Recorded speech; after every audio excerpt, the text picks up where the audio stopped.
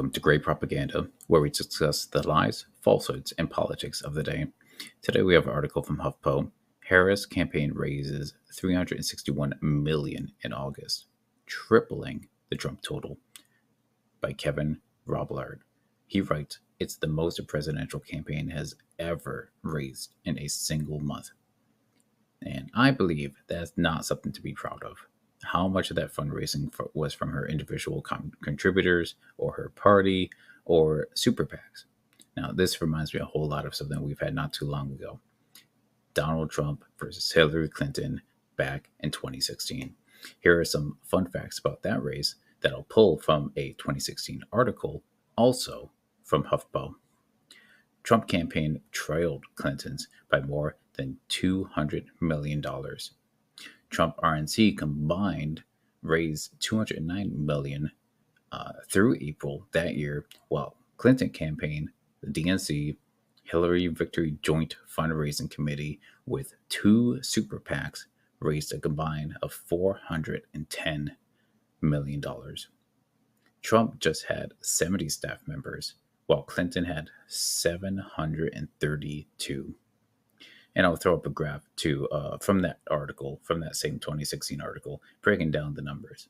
But now let's watch the video from the new 2024 article before diving into the story.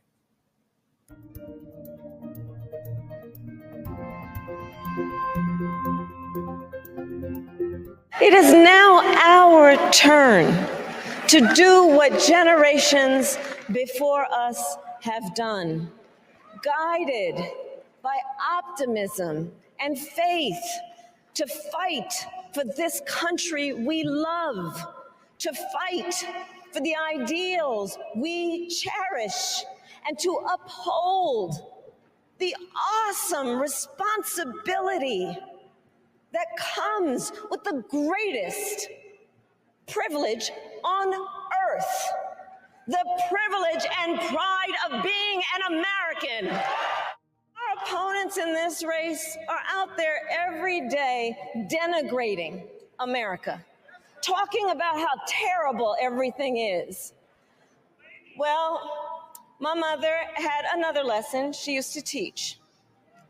Never let anyone tell you who you are. You show them who you are. America, let us show each other and the world who we are and what we stand for. Freedom, opportunity, compassion, dignity, fairness, and endless possibilities.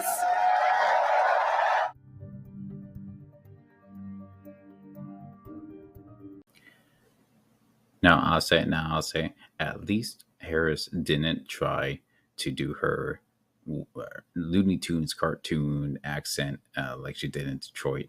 She is just a terrible, terrible public speaker. I'm not great, but I'm not running for president, right?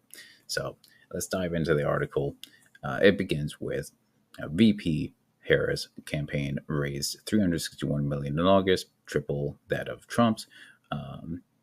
Brought in and the most a presidential campaign has ever raised in a single month, as we discussed before. The campaign said it has $404 million in cash on hand, a total spread across the Harris campaign, the DNC and joint fundraising committees spread all amongst those. It continues with Trump's campaign announced Wednesday it raised $130 million in August and had about $295 million cash on hand. Harris's fundraising reestablishes Democrats' financial lead in the presidential race, just like 2016 with Clinton, which had shrunken significantly after Trump won the GOP nomination, allowing him to accept significantly larger donations than he had been able to during the primary. And after President Joe Biden's infamously poor June debate performance, which led Democratic donors, large and small, to put away their checkbooks.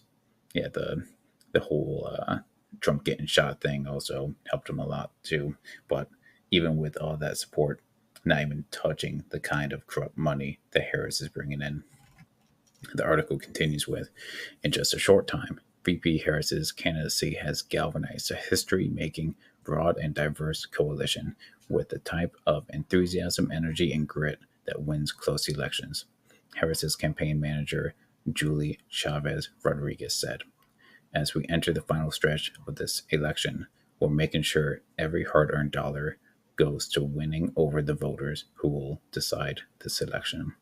The presidential money race is not entirely determined by candidate fundraising, with both sides also receiving hundreds of millions of dollars in support from super PACs. However, federal law requires television stations to sell ad time to candidates at the lowest rate possible, handing the candidate who raises the most cash a distinct advantage.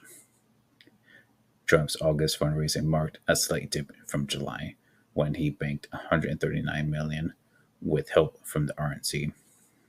Both candidates will file detailed fundraising reports with the Federal Election Commission later in September. That's all I have for you today. Thanks for listening.